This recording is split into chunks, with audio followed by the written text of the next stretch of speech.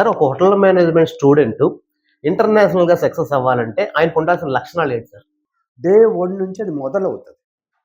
First day నుంచి ఇప్పుడు ఈరోజు స్టార్టింగ్ ఈ ఇయర్ ఓకే. స్టార్టింగ్. ఓకే. ఈ రోజు నుంచి మొదలయ్యి ఒక 10 డేస్‌కి వాళ్ళకేంటంటే ఒక్కొక్క అంశం చెప్తాం. ఓకే. 10 డేస్‌కి బేసిక్స్ వాడెలా తయారవ్వాలి? తను ఎలా తీర్చిదిద్దుకోవాలి? మొదటి రోజు నుంచి ప్రెజెంట్ ఎలా ఉండాలి? ఆ! షెఫ్ యూనిఫార్మ్ ఎలా వేసుకోవాలి? ఆహ్, హెయిర్ కట్, నెయిల్ కట్ ఇలాగ ఒక్కొక్కటిగా చెప్పి వాడు మనం కాలేజీలో ఉన్నప్పుడే కిచెన్‌లో అడుగు పెట్టాలంటేనే అప్పటికే ఆ! ఇవన్నీ తయారుగా ఉంటేనే అడుగు పెట్టనిస్తాం. ఆహా! సార్. ఓకే. వాడు తయారవ్వలేకపోతే కిచెన్ ప్రాక్టికల్ స్టార్ట్ అవ్వదు. ఓకే. వాడికి ఒక 2 వీక్స్ టైం ఎందుకంటే ముందు హిస్టరీ అంతా నేర్చుకోవాలి. ఓకే. కుక్ అంటే ఏంటి? ఎలా తయారు వాడికున్న రెస్పెక్ట్ ఏంటి? సొసైటీలో వాడి పనేంటి? ఇవన్నీ నేర్పి ఓకే. నేను కుక్ తయారవ్వాలంటే నేను ఎలా తయారవ్వాలి? ఓకే. ఏమేమి ఉండాలి? నా దగ్గర ఏం కిట్ ఉండాలి? హ్మ్. నేను ఏ షూ వేసుకోవాలి? ఓకే. నేను ఎలాంటి ప్యాంట్ వేసుకోవాలి? ఓకే. ఎలాంటి ఏప్రాన్ కట్టుకోవాలి? ఓకే. ఏప్రాన్ కట్టుకొని దాన్ని ఏ ఐటెమ్‌ని ఎక్కడ పెట్టుకోవాలి? ఆహా! ఎలా షేవింగ్ చేసుకోవాలి? ఎలా హెయిర్ కట్ ఉండాలి? క్యాప్ ఎలా వేసుకోవాలి? ఇలా ఒక్కొక్కటి అంశంని 10 రోజులు నేర్పుదాం వాడికి. ఆ! సార్. నేర్పి వాడిని కిచెన్‌లోకి పంపించాలంటే ఇది సెట్ అయితేనే కిచెన్‌లో అడుగుపెట్టొచ్చు. ఓకే. ప్రతిరోజు కిచెన్‌లో చెక్ చేస్తాం. ఓకే.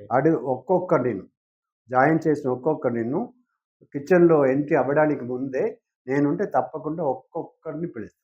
Okay sir. పిలిచి టాప్ టు బాటమ్ చెక్ చేస్తాం. ఆహా! పైనుంచి కింద దాకా చూసి ఓకే. ఓకే అయితే అనిపిస్తాం. లేదా అక్కడే ఏదైనా సెట్ చేసుకోగలిగితే సెట్ చేసుకొని రావచ్చు. ఓకే. సెట్ చేయలేదా ఇంటికెళ్ళిపోవచ్చు. ఆహా! పంపించేస్తారు ఇంటికి. పంపించేసేస్తాం. ఓకే. ఇది స్టార్టింగ్‌లోనే ఉంటాదా సార్? స్టార్టింగ్‌లోనే ఉంటది. ఆ! ఎవ్రీడే ఉంటది. ఆ! స్టార్టింగ్‌లో స్టార్ట్ చేస్తారు. ఇది కంటిన్యూ. ఎవ్రీడే ఉంటది. ఓకే. వాడు అన్ని సిద్ధంగా ఉండి తనకు జాబ్ ఇంట్రెస్ట్ నేను ఈ జాబ్ చేయడానికి తయారుగా వచ్చాను. ఓకే. నిరూపించుకోవాలి. Okay. So, you go to the job అని ఓకే. అంటాం. జాబ్‌లో అన్నీ నేర్పుతాం. ఓకే. నేర్పి ప్రతిరోజు ఆ చెకింగ్ చేయడం వల్లనే హ్మ్. మనకేంటంటే హోటల్‌లో ఫుడ్ క్రాఫ్ట్ ఇన్‌స్టిట్యూట్ స్టూడెంట్స్ ఫిట్‌గా ఉంటారు. ఓకే. వాళ్ళని మనం తీసుకోవచ్చు. ఓకే. ఫస్ట్ ప్రిఫరెన్స్ ఎవరికి? ఎఫ్‌సీఐ చదివిన వాడికి. సార్ ఇన్ని ప్రైవేట్ కాలేజీలు ఉన్నప్పటికీ ఇప్పటికి కూడా గవర్నమెంట్ కాలేజ్ ఎఫ్‌సీఐకి అంత ఇంపార్టెన్స్ ఉందా సార్? ఎక్కడైనా మన వైజాగ్‌లో ఎవరిని ఏ మేనేజర్‌ని అడిగితే okay. Food craft institute students పర్వాలేదు. వాడిని నమ్మి తీసుకోవచ్చు. ఓకే. వాళ్ళు ఉద్యోగంలో తీసుకోవచ్చు. ఓకే. ఎవరు స్టాండర్డ్‌గా ఉంటారు? ఫుడ్ క్రాఫ్ట్ స్టూడెంట్సే ఉంటారు. కారణం ఏంటి సార్? ఈ ట్రైనింగ్ వల్ల. ఇటువంటి ట్రైనింగ్ మనం ఇస్తున్నాం కాబట్టి అవును. వాళ్ళకి ఇంకా ఆ శ్రమ తగ్గుతుంది కదా! ప్రైవేట్ కాలేజీలో ఎట్లాంటి ట్రైనింగ్ ఉండవా సార్? వాళ్ళని మనం అంత ఉందా లేదా అని చెప్పడానికి బదులు మనం ఏమి పాటించాలో దాన్ని సక్రమంగా పాటిస్తామనేది. ఓకే. వాళ్ళు పాటిస్తే వాళ్ళకు ఉండొచ్చు. ఓకే. వాళ్ళు పాటిస్తారా లేదా అనేది నేను చెప్పలేను కదా! అవును. మనం చెప్పలేము. వాళ్ళ తరపున మనం చెప్పలేము. ఓకే. మనలాగా వాళ్ళు చేస్తే వాళ్ళకు వస్తది. డిమాండ్ వస్తది. హ్మ్. మన వాళ్ళకి డిమాండ్ ఉందంటే మనం దాన్ని కరెక్ట్‌గా చేస్తామని అర్థం. ఓకే. మనం కాలేజీలో అన్ని విషయాల్ని, అన్ని అంశాలని కరెక్ట్‌గా పాటిస్తున్నాం గాబట్టి, వాడు రిక్రూట్‌మెంట్ ఎళ్ళగానే okay. Food craft institute okay. పర్వాలేదు అని మాట వెంటనే వచ్చేస్తుంది. Okay. Otherwise they will first preference food craft ఇన్‌స్టిట్యూట్‌కి. ఓకే. తర్వాత మిగతా వాళ్ళకి. ఎందుకు? ట్రైనింగ్‌లో కాలేజీలోనే అంత స్ట్రిక్ట్‌గా ఉండి, వాడు హోటల్ అంటే ఈ 1 ఇయర్‌లోనే వాడికింకా ఎక్స్‌ట్రా ట్రైనింగ్ ఇవ్వకుండా వాళ్ళక్కడ అమర్చుకోవచ్చు. ఓకే. కిచెన్‌లో పెట్టుకోవచ్చు. డైరెక్ట్ కిచెన్‌లో ఆ విధంగా వీళ్ళని తయారు చేస్తాం కాబట్టి వాళ్ళకి ఆ నమ్మకం కలుగుతుంది. ఓకే. హోటల్ వాళ్ళకి ఆ నమ్మకం ఆటోమేటిక్‌గా కలిసిపోతుంది. ఓకే. సో, రిక్రూట్‌మెంట్ అయితే ఈ పిల్లలు పర్వాలేదు. ఓకే. ఇంటర్వ్యూకెళ్ళినా సక్సెస్ అవుతారు. ఎక్కడికెళ్ళినా సక్సెస్ అవుతారు. మన ఇక్కడే అంత training strict training military training ఎలా ఉందో అటువంటి ట్రైనింగ్ ఇక్కడ ఉంటది. ఓకే. సో, ఆల్‌మోస్ట్ మీరు పోల్చొచ్చు. మిలిటరీలో ఎలాగా స్ట్రిక్ట్‌గా నడుపుతారో వాళ్ళని, ఎలాగా మెయింటైన్ చేస్తారో, ఆ! ఆల్‌మోస్ట్ నేను పాఠాలు చెప్పినప్పుడు అది చెప్తూ ఉంటా. ఓకే. మన ఇన్‌స్టిట్యూట్‌కొస్తే ఒక మిలిటరీ లాగానే. ఓకే. కొంచెం మీకు కష్టంగానే అనిపిస్తది. ఓకే. భరించాలి. ఓకే. మాస్టర్‌లందరూ నువ్వు మాట వినలేకపోతే స్ట్రిక్ట్‌గా మీ మీద యాక్షన్ తీసుకుంటారు. ఓకే. సో, అది తప్పించుకోలేరు మీరు. ఓకే. మీరు చెయ్యగలిగితే రండి. ఓకే. లేకపోతే మానేయండి. ఓకే. అందుకని మేము ఇష్టానుసారం స్టూడెంట్‌ని జాయిన్ చేసుకోండి. ఓకే. ఇంకా నా అడ్వైస్‌లో నా కాలేజీకొస్తే, నా కాలేజ్ జాయిన్ అమ్మని చెప్పండి. ఆహా! సార్. ముందు చూసుకోండి. ఆ! ఇది స్ట్రిక్ట్‌గా ఉంటది. ఆ! అటెండెన్స్ స్ట్రిక్ట్‌గా ఉంటది. ఓకే. మా చర్యలు కొంచెం కఠినంగానే ఉంటది. ఓకే.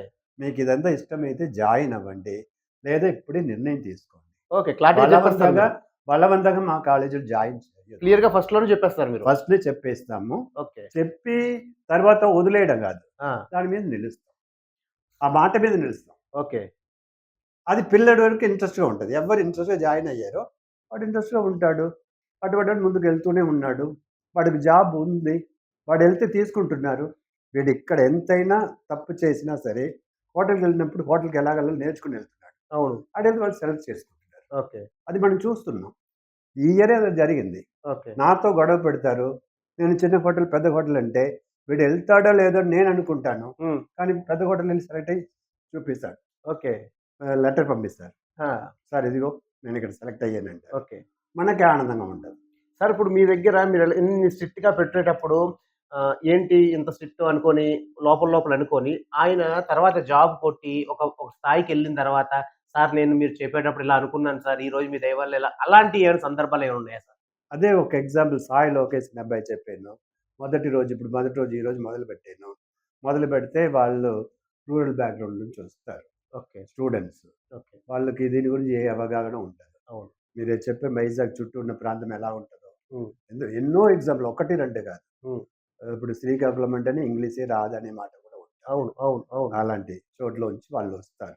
వస్తే వాళ్ళని ఇంట్రొడ్యూస్ చేసుకోమంటే వాళ్ళు చాలా కష్టపడతారు. క్లాస్‌లో నిలిచి మాట్లాడడానికే కష్టంగా ఉంటది.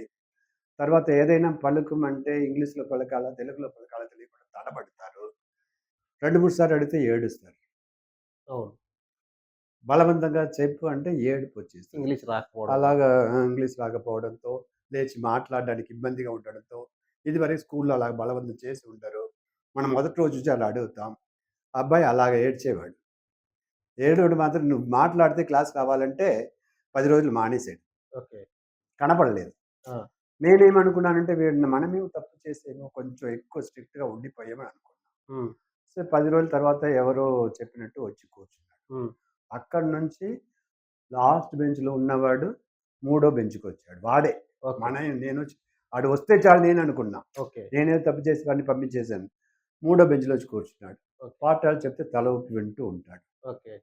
వింటూ ఉంటే వాడు అన్నీ బాగా గ్రహించుకొని, వాడు చదివిన తెలుగు మీడియం అయినా మనం చెప్పిన మాట బట్టి, ఆ మాటని పాటించి పరీక్షలంతా పాస్ అయ్యి, తనెవరో నాకే తర్వాత వాలంటీర్‌గా వచ్చి చెప్పి, ఓకే. అప్పుడు ఆ కేక్ డిస్‌ప్లే చూపించాడు. ఓకే. అది వాడు ఈ రోజు వరకు గుర్తిస్తాడు.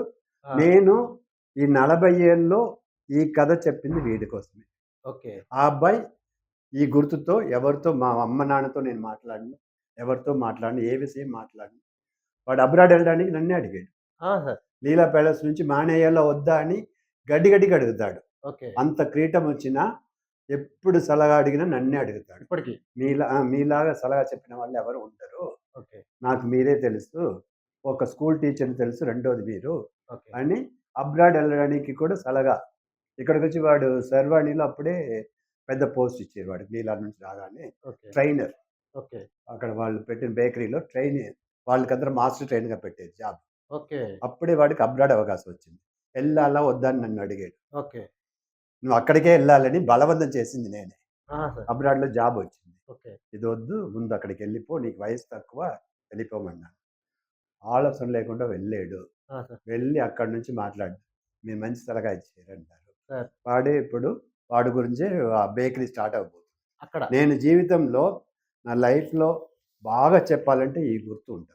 ఓకే. ఈ అబ్బాయిలాగా స్కిల్ ఉన్నవాడు. తర్వాత నా మాటని అనుసరించేవాడు. ఒక బెస్ట్ ఎగ్జాంపుల్.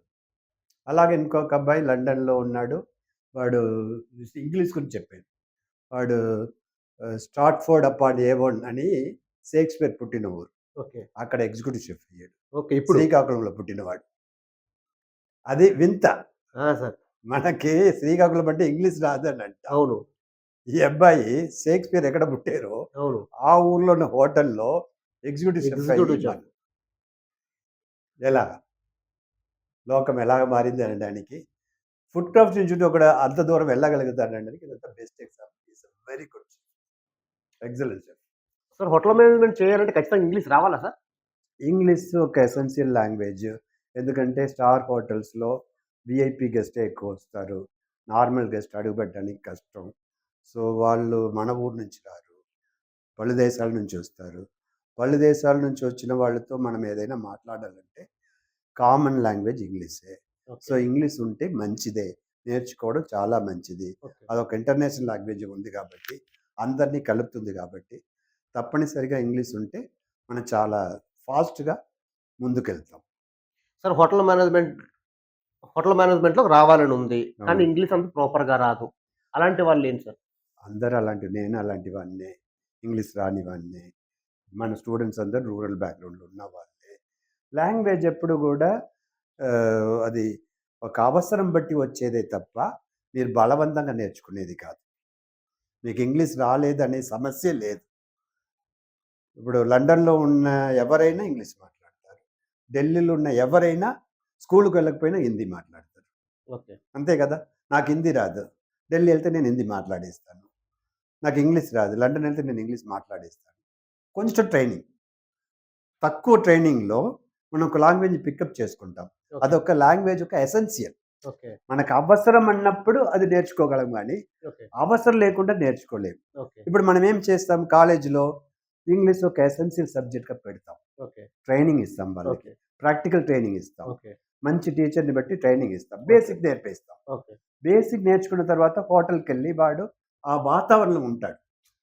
కాలేజీలో ఉన్నప్పుడు వాడికి ఇంగ్లీష్ మాట్లాడంటే తడబడవచ్చు, భయం ఉండొచ్చు, అవసరం లేదని ఫీలింగ్ ఉండొచ్చు, హ్మ్. ఏదైనా ఉండొచ్చు. అక్కడ రాదని కూడా అనుకోవచ్చు. కానీ ఈ స్కిల్స్ మినిమమ్ స్కిల్స్ కొంచెం ఇంగ్లీష్ నాలెడ్జ్ మనం ఇస్తున్నాం. హ్మ్. రాలేని వాళ్ళకి కాలేజీలో ట్రైనింగ్ ఇస్తున్నారు. ఇంగ్లీష్ మన కాలేజీలో ప్రాక్టికల్ సబ్జెక్ట్. హ్మ్. సో, ప్రాక్టికల్‌గా వాడికి ఎలా మాట్లాడాలో నేర్పుతారు. హ్మ్. నేర్పిన తర్వాత హోటల్‌లో పెడతాం. హ్మ్. వాతావరణం మారిపోతే ఇంగ్లీష్ వచ్చేస్తది. వచ్చి తీరాలి. ఓకే. ఎవరికైనా ఎటువంటి ఇంగ్లీష్ రాని వాడికైనా మీరు ఆ వాతావరణానికెళ్ళిపోతే మీకు ఆ భాష వచ్చేస్తది. సో, అందువల్ల దాని గురించి ఎవ్వరు భయపడాల్సిన అవసరం లేదు. భాష ఒక ఒక ఇది ఆహ్, ప్రాబ్లమ్ కాదు. సమస్య కాదు. దీన్ని మీరు ఈ పాయింట్‌ని ఎలా చెప్తారంటే